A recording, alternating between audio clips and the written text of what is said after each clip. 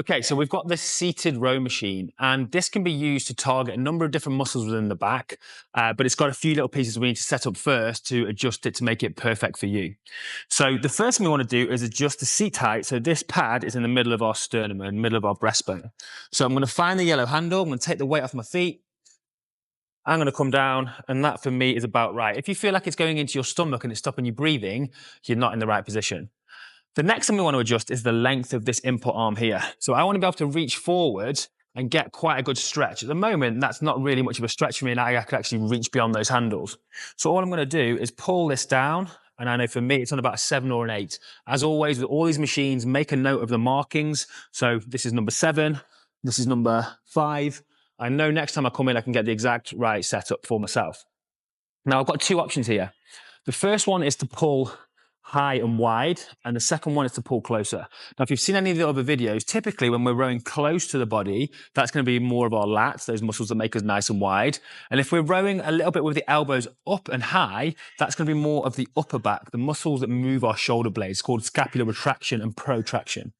Because when we're in this top position here, these big muscles called the lats can't work as well as when they're here. So if you want more lats, you're in here. If you want a little bit more of the upper back, you're in here.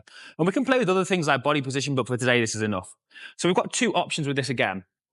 We can place our feet on the pad. We want to be nice and secure. And then we're just going to pull backwards. Now here, I'm going for that higher and wider version. So it's a little bit more of that upper back emphasis. Or alternatively, I can come into that narrow position. Helium balloon pulling me up towards the ceiling, so I'm nice and high. And then I'm controlled. I'm getting that reach. I want to get as much range of motion as I can on this one. And then pull back. Now, I want you to notice the position of my elbow in line. Imagine it's just following straight on from this arm here.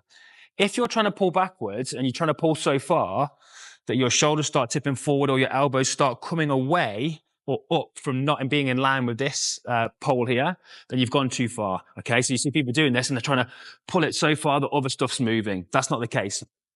The last alternative you've got here is also to do it single arm. So if you find that this machine just doesn't fit you quite right for whatever reason, it's normally solved by just going single arm and lining your arm up with what's called the trail arm on the machine, and you can go from there. So seated row, loads of options. Just make sure the pad is at the right length, the seat is at the right height, and then you can choose, am I going high and wide or narrow and low?